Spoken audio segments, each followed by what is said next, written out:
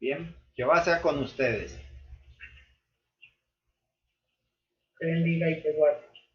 Vamos a ver entonces. Eh, ya se está viendo por ahí mi presentación. Sí, sí, sí se ve. Gracias.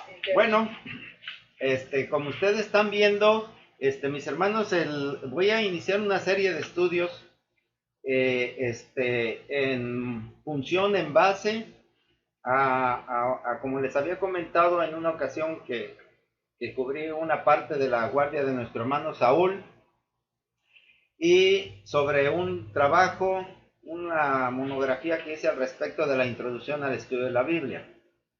¿Y esto por qué? Bueno, como ustedes están viendo ahí, mis hermanos, en la diapositiva, dice, para el cristiano la Biblia representa la forma de vida perfecta y el único medio para alcanzar la inmortalidad. En este sentido, bueno, es más que justificable que tengamos un amplio y concreto conocimiento de la Biblia para que nos sea útil verdaderamente como tal.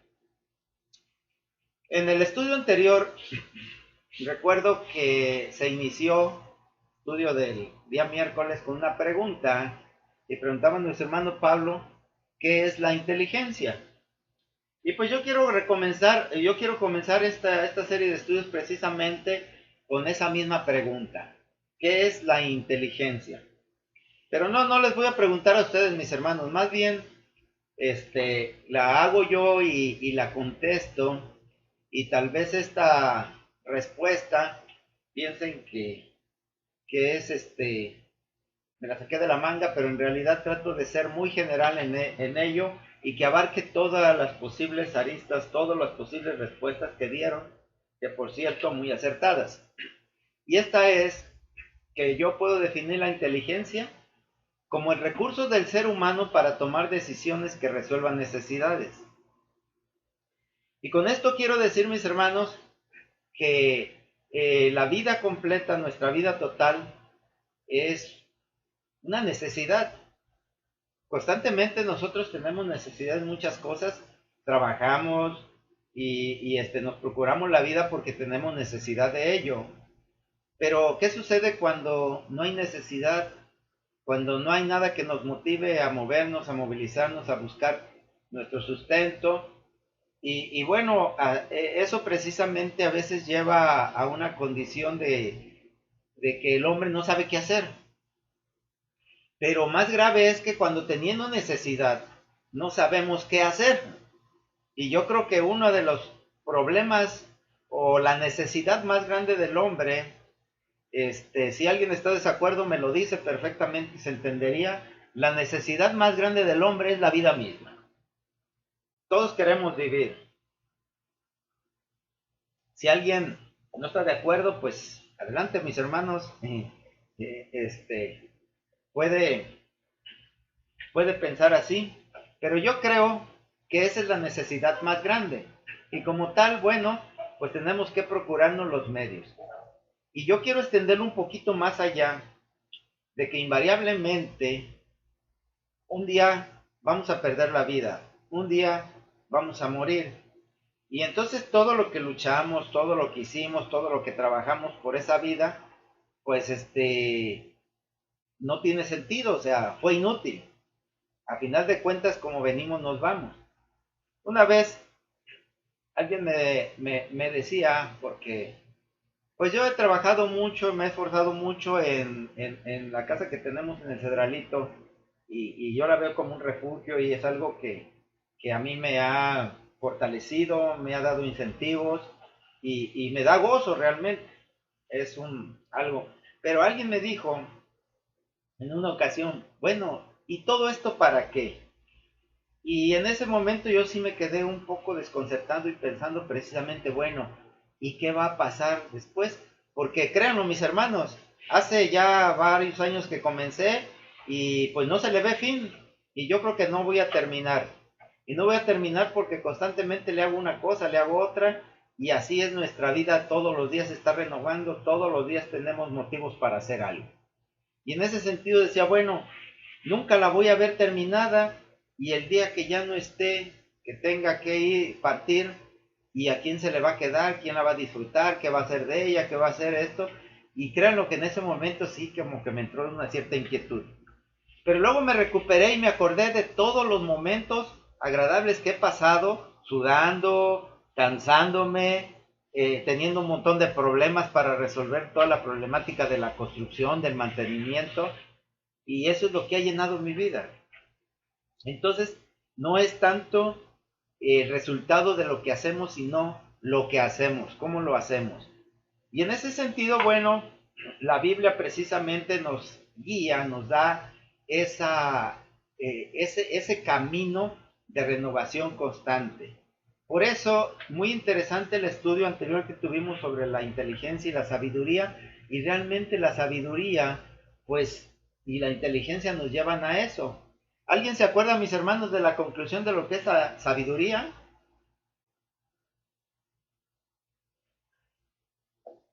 Ahora sí les pregunto, ¿alguien quiere contestar? Mi hermana Gloria, que siempre estás bien atenta. A ver, Verónica, que tú ya alzaste la mano, adelante. Es el que estoy hablando. Ah, bien, adelante, adelante. Es el temor a Dios, hermano. Exacto, así es, el temor a Dios. Y bueno, pues esa es una de las mejores definiciones que hay. Vamos a pasar a la siguiente diapositiva. Y esta que estamos viendo, mis hermanos, es algo que lo vivimos. Yo todavía tengo recuerdos de ese día en que disfrutábamos con algunos de nuestros hermanos que ya no están. Sí, ya están viendo, ¿verdad? Sí, precisamente es un gran gozo, y el conocer la Biblia, mis hermanos, el entenderla nos lleva a tener estos momentos de gozo, de disfrute. ¿Sí? Tal vez ese momento ya no se va a repetir, ya lo vivimos, pero más grandes y maravillosas cosas nos esperan que ese momento. Entonces, vean qué hermoso es cuando nosotros tenemos, sufragamos esa necesidad de convivir, de vivir, de disfrutar, de gozar, y de la esperanza y de la fe que nos genera. ¿Sí? Entonces, como nos damos cuenta, mis hermanos, grande beneficio tenemos de conocer la Biblia. Entonces, como decíamos, y me paso al anterior, que es la Biblia la forma de vida perfecta y un medio, el único medio para alcanzar la inmortalidad. Es decir, es nuestra guía de vida, nuestra manera de vivir. Pero ojo también, porque así como nos lleva a la vida, mis hermanos, puede llevar a la muerte. ¿Sí? Desastroso sería terminar en esa condición, que pues ahí representa algo macabro, drástico, pero en realidad todas donde llevaría sería, según la misma Biblia y la Escritura, al olvido total, a la desaparición total de cada uno de nosotros. Entonces aquí tenemos dos extremos, entre que todos lo gozamos, lo disfrutamos y quisiéramos que esos momentos fueran perennes, o esto, que representa la soledad, la tristeza, la muerte y el fin de todo. No vamos a abundar esto con castigos, con cosas que todavía el folclore popular le suman al más allá, a la trascendencia, a más allá de esta vida. No, basta con que veamos estos dos contrastes, entre que presentamos, que estamos viendo, y este otro. Pero es necesario que nos centremos en una realidad, que realmente ni uno de los dos estados pueden ser constantemente. Como les decía a mis hermanos, la vida es una renovación constante, y siempre esto está viniendo adelante. Por eso tenemos que ser bien conscientes, porque miren, ven esta gráfica, esto es el punto ideal que dice el folclore, dice la gente, dice el mito, que llegará el momento en que podamos estar así, es un paraíso, conviviendo con los animales. El león ya no va a representar ningún peligro. Ya no tenemos que comernos los corderitos. Vamos a comer lo mismo que ellos. El león va a comer hierba y nosotros hierba. Y el corderito igual, hierba y nosotros hierba. Vamos a estar todo el día acariciándolo y acariciándolo, y estará ronroneando ahí el león o el cachorro del león y gozando ahí en ese paraíso fresco.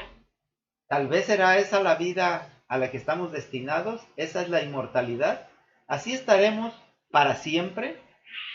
Bueno, dice nuestra hermana Rosalba, si la escucharon, que piensa que no. Tal vez haya quien piense que sí, y de hecho esa es la idea que nos han vendido, porque voy a poner la anterior. Si dicen, si no crees en la Biblia, si no sigues la enseñanza, te va a pasar esto. Pero si la sigues, vas a estar así. Resulta fácil cómo se proselita la gente, y pues claro que la segunda opción es mucho más llamativa.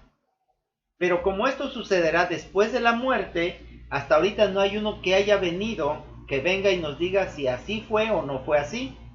Por lo tanto, yo no creo ni una ni otra cosa.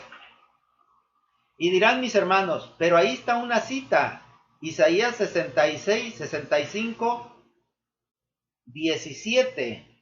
Isaías 65, 17, este dice lo siguiente, déjenme ver.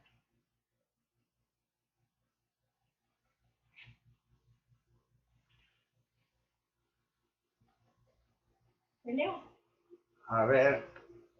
Porque aquí yo creeré nuevos cielos y nueva tierra, y de lo primero no habrá memoria, ni más vendrá el pensamiento. Sí, miren, lo tengo aquí, y esta es una profecía. Y aunque dice realmente aquí en Isaías, dice, porque aquí yo crearé nuevos cielos y nueva tierra, y de lo primero no habrá memoria, ni más vendrá el pensamiento. Mas os gozaréis y os alegraréis para siempre en las cosas que yo he creado, porque he aquí que yo traigo a Jerusalén alegría y a su pueblo gozo. Dice más adelante, me alegraré con Jerusalén y me gozaré con mi pueblo, y nunca más se oirán en ella la voz de lloro, ni voz de clamor.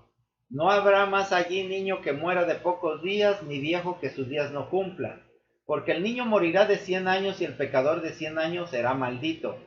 Bueno, aquí ya tenemos un problema, ¿sí? Porque, pues, ¿cómo es que alguien será maldito ahí en esa realidad? Además dice, edificarán casas y morarán en ellas.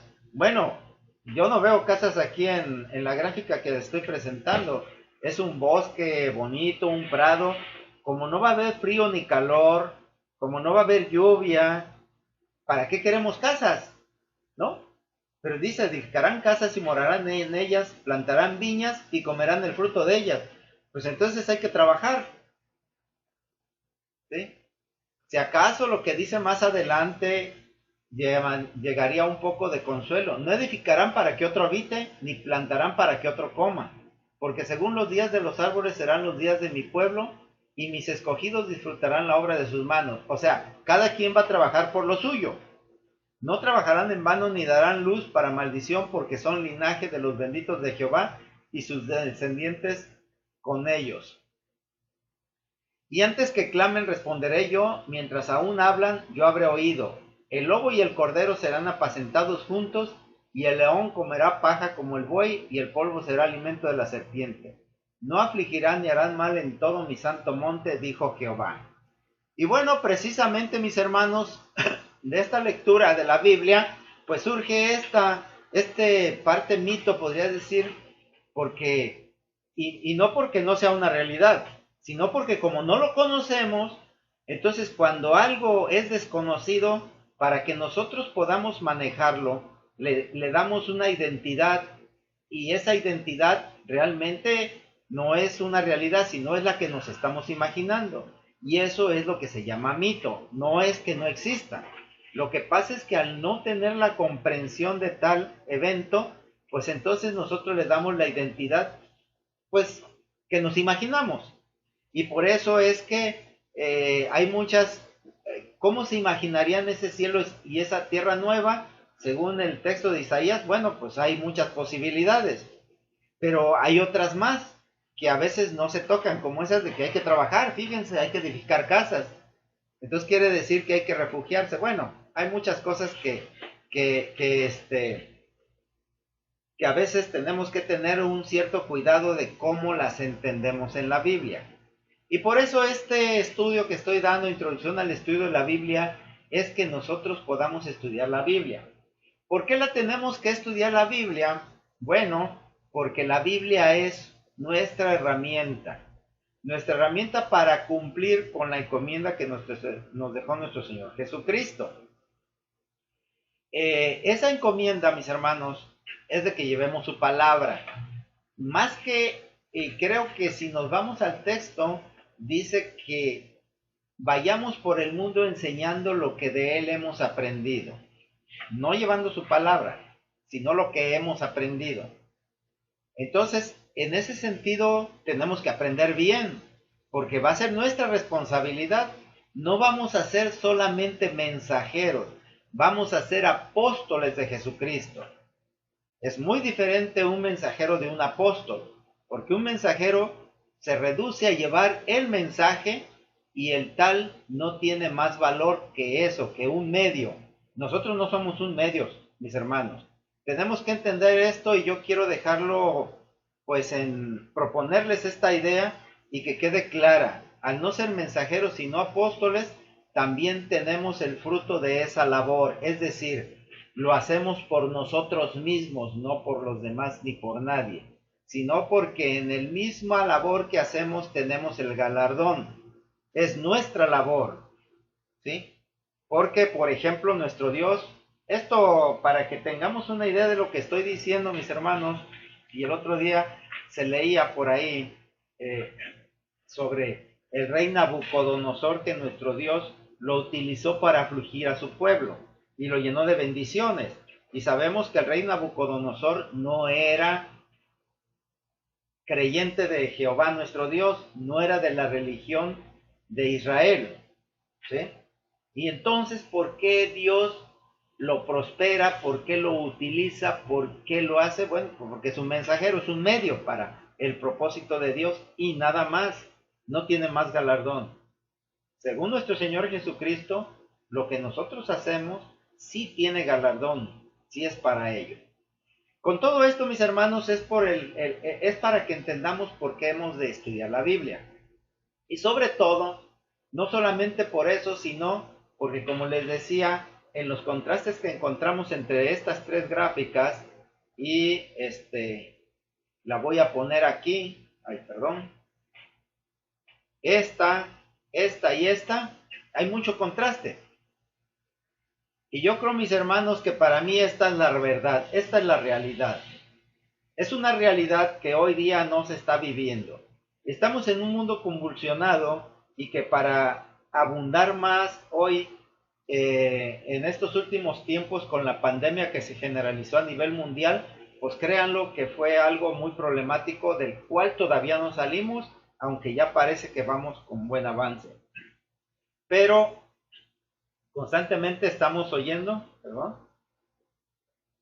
las noticias y la violencia se ha multiplicado, los conflictos internacionales han crecido, la pobreza ha aumentado, el calentamiento global con las consecuencias climáticas cada vez se recrudecen más, lluvias torrenciales, huracanes, calor extremo, los polos se están derritiendo, el nivel de los mares está aumentando, ya nuestra atmósfera se ha debilitado y entran radiaciones. Se pronosticaba hace unos días una gran tormenta solar que iba a dejarnos incomunicados prácticamente.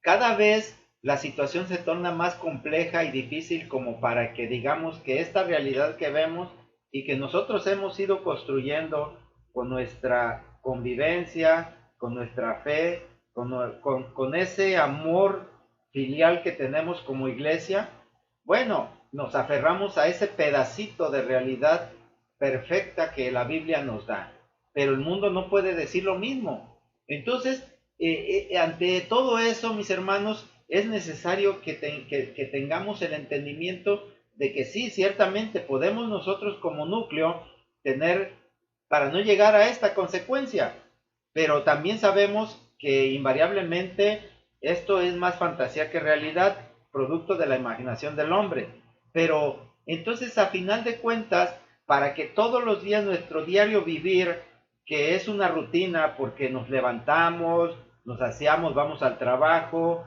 nos movemos y así un día tras otro, dice que no nos preocupemos mucho porque cada día traerá su afán. Sí, ciertamente, parece a veces que el tiempo no pasa y que es una copia fiel y verdadera del día anterior, pero la realidad es que el tiempo está pasando. ¿Cómo distribuir nuestro tiempo? ¿Cómo hacerlo? ¿Cómo hacerlo productivo? ¿Hasta qué punto nosotros hemos de afianzarnos en ese pedacito de realidad hermosa, gratificante, que en la que vivimos como evangélicos, como hijos de Dios o como jesucristianos? ¿Y hasta qué punto también tenemos que abrirnos para que más personas puedan convivir y llamarlas a ellas?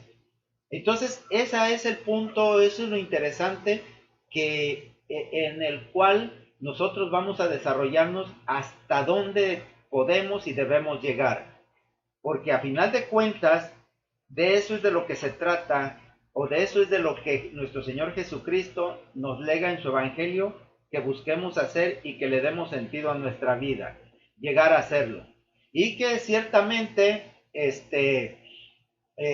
no va a ser fácil luchar contra esa realidad, nuestro Señor Jesucristo ya lo ha dicho, pero tengamos algo muy presente. Ahora sí, mis hermanos, para este estudio yo requiero dos cosas: que cuando menos hayan leído el manualito que lo podemos encontrar ahí en internet, en la página nuestra de testigos de Jesús.org, y otro, que tengan su Biblia en sus manos, porque van a leer. A ver, adelante, Verónica.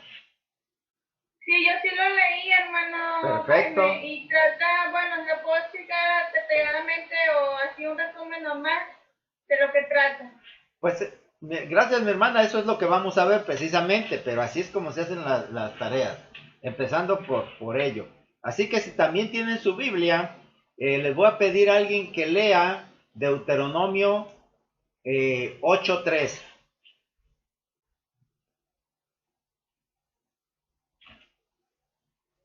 Escojo. 8:3. 8:3, adelante, por favor.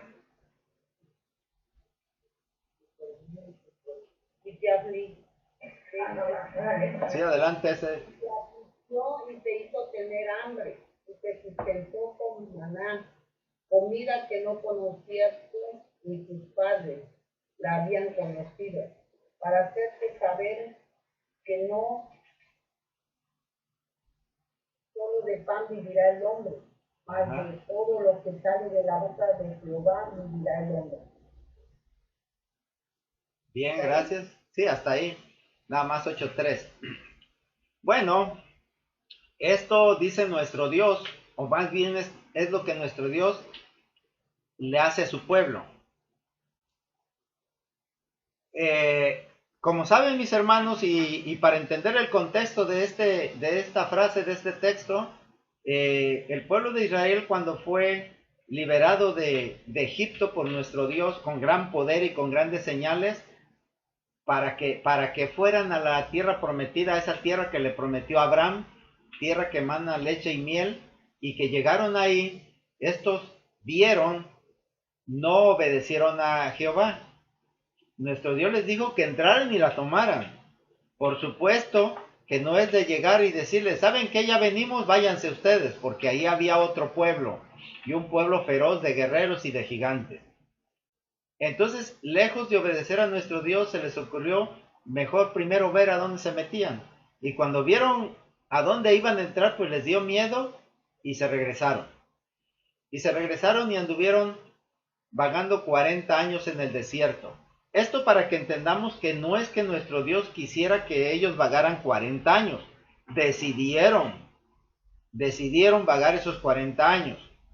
Entonces por eso en el versículo 2 dice, y te acordarás de todo el camino por donde te ha traído Jehová tu Dios estos 40 años en el desierto, para afligirte, para probarte, para saber lo que había en tu corazón, si habías de guardar o no sus mandamientos. Entonces, como ven, pues no era necesario. Lo único que tenían que tener era un poquito de fe, un poquito de confianza, y después de ver lo que Dios hizo en Egipto, pues entrar a esa tierra. Pero no lo hicieron. Y ese es el resultado.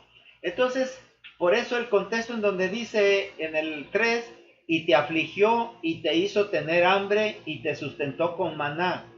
Comida que no conocías tú ni tus padres la habían conocido. Para hacerte saber, aquí viene lo importante, mis hermanos. Mucho cuidado con lo que vamos a leer. Para hacerte saber que no solo de pan vivirá el hombre, mas de todo lo que sale de la boca de Jehová vivirá el hombre. ¿Sí? Si nosotros lo trasladamos al contexto en donde leíamos esto, la palabra de Jehová nuestro Dios era: entren y tomen posesión de esa tierra. No había necesidad de que Dios los sustentara por 40 años con maná, ni a ellos ni a sus padres. El haber escuchado y atendido la voz de Jehová era suficiente para que entraran a una tierra pródiga, pero no lo hicieron. Y sin embargo, nuestro Dios en su infinita bondad y misericordia los sustentó 40 años dándoles comida, dándoles agua, sombra, etc. Y como dice en el versículo 4, tu vestido nunca se envejeció sobre ti, ni el pie se te ha hinchado en estos 40 años. Y diríamos, pues es un milagro maravilloso. Imagínense, mis hermanos, no envejecer, no cansarse, caminar 40 años y no cansarse. ¿Les parece maravilloso? Por ahí mi hermana Mechita, ¿no está bien lo que Dios hizo con su pueblo, que lo sustentó 40 años con maná? Y como dice, su vestido no se envejeció, ni su pie se le hinchó en 40 años de andar caminando y vagando. Claro que sí, no fue una gran misericordia de nuestra parte. Pues permíteme estar en desacuerdo totalmente contigo, pero no. ¿Por qué tenían que andar 40 años? ¿Por qué tenían necesidad de alimentarse, de que Dios los alimentara con el maná y que su vestido no envejeciera? En vez de alegrarse, porque así pasó en su vida, deberían de entristecerse porque lo pudieron haber evitado muy fácilmente. Gracias, mi hermana. Perdón por la manera en la que voy a preguntar, pero ojo con esto, porque del análisis que hagamos, aplicado a nuestra vida, podemos sacar resultados. Lo que resulta de esto, que a veces nosotros no tenemos que enfrancarnos en peleas no nuestras o en peleas perdidas, en batallas perdidas. A ver, adelante, Mechita. Bueno, yo pienso que sí, ¿no? Tienes razón, pero evidentemente también está esa parte donde el Señor sigue demostrando su amor hacia ellos, ¿no? Claro, por supuesto. A pesar de nuestras rebeldías, de nuestros contratiempos, Él sigue mostrando su misericordia, ¿no? Porque si bien es cierto, ellos no tenían por qué haber sufrido, que me parece un razonamiento bien sustentado, también lo cierto, ¿verdad?, que a pesar de eso, el Señor ejerció misericordia en nosotros. Así es, así es. Aquí nos damos cuenta de dos cosas. Una, de que aún en nuestros errores, pues nuestro Dios nos sustenta. Así que, mis hermanos, esto no es para animarlos a que hagamos o cometamos errores, pero que no tengamos miedo de errar. Y en un estudio recuerdo que se estudió que el pecado era un error. Así que no tengamos miedo de pecar, porque dice, si nuestros pecados fueran como la grana, como lana blanca quedarán. Es decir, vamos a ser limpiados. ¿Sí? Pero esto no nos lleva a que constantemente estemos buscando el pecado. Así como el pueblo cometió un error, ciertamente, nuestro Dios tuvo misericordia y vean con qué grandes y maravillosas obras lo sustentó. Algo fantástico, que no había necesidad, pero bueno, se manifiesta la bondad y misericordia de Dios aún en el error del hombre. Esto no quiere decir, fíjense mis hermanos, nada más vamos a ponerlo en este contexto. Si aún del que comete errores nuestro Dios se conduele, tiene misericordia, lo sustenta y lo bendice, imagínense qué no hará con el que no comete errores. Entonces, pues nuestro objetivo es precisamente tener ese gran beneficio. A ver, nuestra hermana Rosalba, adelante. ¿Qué vas a conocer, mis hermanos? Bueno, mi razonamiento es que en este caso el Señor tuvo misericordia de ellos a pesar de haber fallado ellos, porque era su pueblo, porque eran los que el Señor había hecho un pacto con Abraham y había dicho que efectivamente a él le iba a dar la tierra prometida y en nuestro Dios a pesar de todo no se iba a desistir de lo que ya había dicho. Así que yo pienso que esa fue también una, pues casi obligación de que los salvara, de que los ayudara, que los protegiera en esos 40 años. Bien, gracias, mi hermana. Sí, ciertamente, pero hay que considerar que la promesa de nuestro Dios es para todo el mundo. Dice que Él no hace excepción de personas y que Él no quiere la muerte del que muere ni del pecador, al contrario. Entonces la bendición de nuestro Dios es para todos, que sí, ciertamente hay una promesa para Abraham, la conocemos y la hemos visto, pero a través de nuestro Señor Jesucristo vean cómo todos y cada uno de nosotros también tenemos acceso no solamente a esas, sino más grandes y maravillosas promesas. Precisamente eso es lo que la Biblia nos enseña y a través de ella podemos encontrar el sentido de la promesa de nuestro Dios de una manera bien objetiva y clara. Y de esto, por eso es tan necesario que tengamos ese entusiasmo por el estudio bíblico. Miren, para que vayamos avanzando, vamos a leer a alguien, mis hermanos, que lea segunda de Pedro, capítulo 1 del 16 al 21.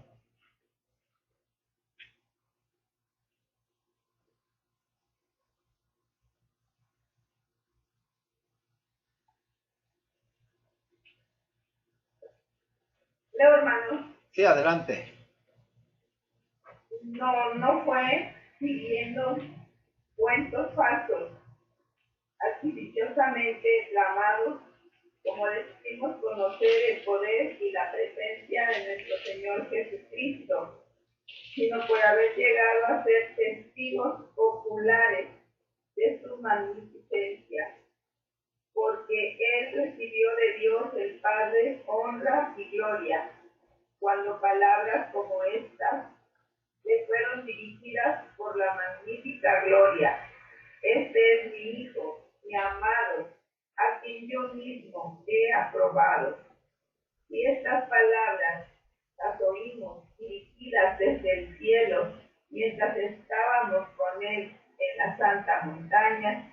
Por consiguiente tenemos la palabra profética hecha más segura, y ustedes hacen bien en prestarle atención como a una lámpara que resplandece en un lugar oscuro, hasta que amanezca el día y el lucero se levante en sus corazones.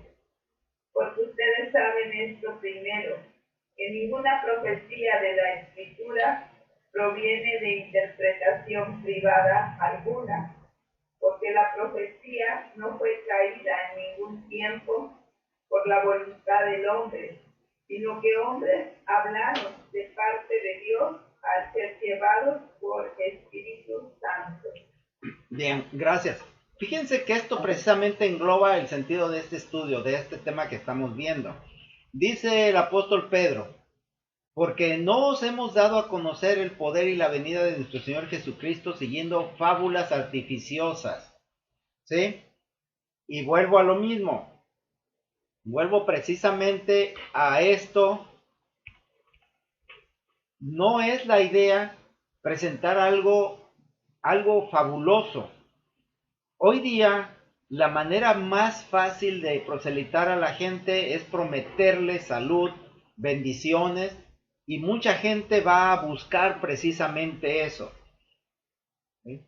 Porque están en desgracia, en tribulación, y creen o se les hace ver que a través de nuestro Señor Jesucristo, a través del Evangelio de Jesucristo, o de la fe en Jehová, de la religión cristiana, podrán subsanar sus necesidades, sus dolores o sus problemas, o prosperarlo.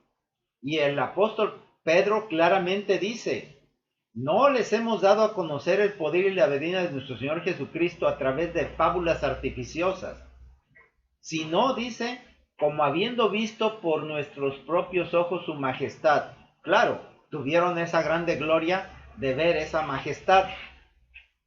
Y eso que vio Pedro, dice, pues cuando él recibió de Dios Padre honra y gloria, le fue enviada desde la magnífica gloria una voz que decía: este es mi Hijo amado, en el cual tengo complacencia. Nada más. Ellos lo escucharon esa voz del cielo, dando esa honra y gloria a nuestro Señor Jesucristo, y que decía: este es mi Hijo amado, en el cual tengo complacencia. Y como tal, el apóstol Pedro también nos conmina que si bien nosotros no lo hemos escuchado, no lo hemos visto, tenemos que dejar de lado precisamente, tal vez, aunque cuesta más trabajo ciertamente, dejar esas fábulas. Fíjense, mis hermanos, que escuché por ahí en uno de los estudios algo que más o menos va por ahí, y en un mismo texto en el cual se decía que era necesario que nuestro Señor Jesucristo viniera haciendo milagros para que lo escucharan, ¿sí? Levantó muertos, devolvió la vista a los enfermos. Bueno, ¿cuántos milagros no hizo? ¿Y cuánta gente no lo siguió? Imagínense, mis hermanos, que hoy, no voy a decir que Jaime, pero el hermano que ustedes gusten, que de pronto tuviera el poder de regresar la salud, y que todas las necesidades que hoy por las que estamos orando, simple y sencillamente dijera: que te sea concedido por Jehová nuestro Dios, y ¡pum! Se acabaron los problemas de nuestro hermano Alejandro, de nuestro hermano Pablo, la salud de Aurora, etcétera, regresara así y estuvieran jóvenes y rozagantes. ¿Se imaginan cómo se pondría nuestra iglesia? ¿Creen ustedes que se llenaría? Alcanzaría el salón de Lindavista, porque es el más grande que tenemos. No podemos decir que el de México, porque ya lo llenamos con lo que somos. Pero el de Lindavista, un poquito más grande, alcanzaría para toda la gente que acudiría. Pero no. Hasta se quedaría corto el espacio.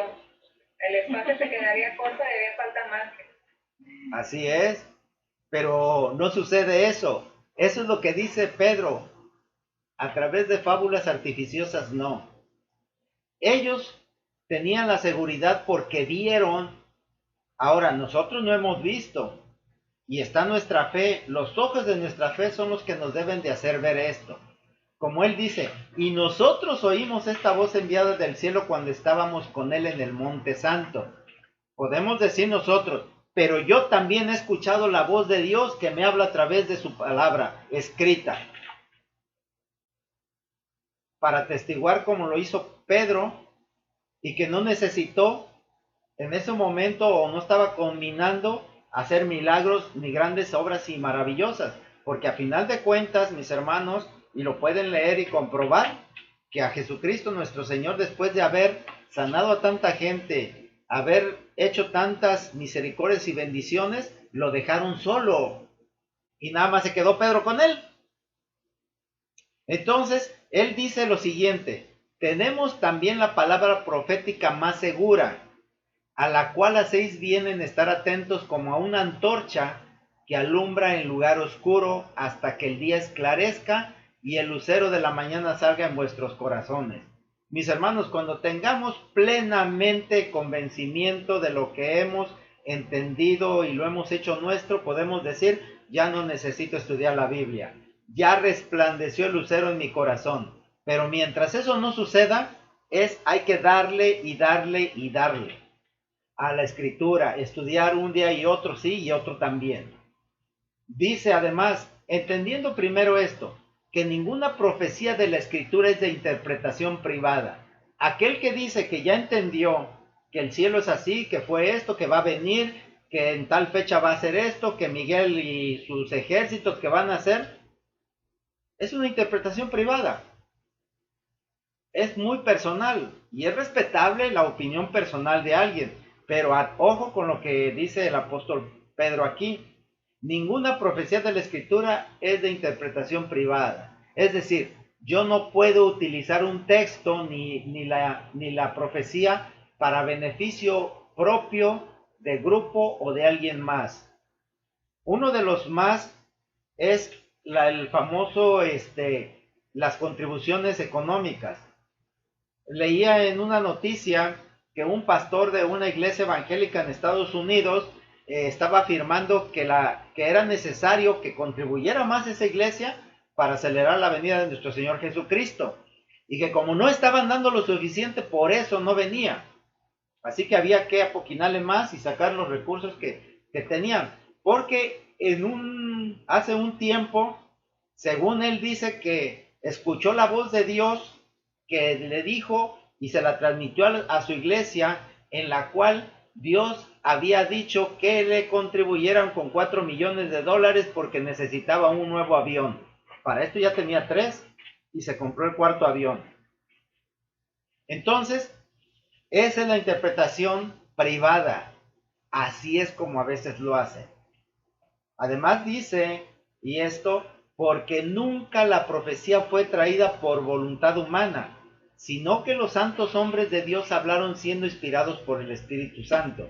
Con esto entendemos pues que la Biblia es el manual de vida. Ahí es donde encontramos esto. Y mientras nosotros no tengamos bien claro en nuestro corazón la fortaleza para soportar lo que nuestro Señor Jesucristo soportó, no podemos decir que estamos listos.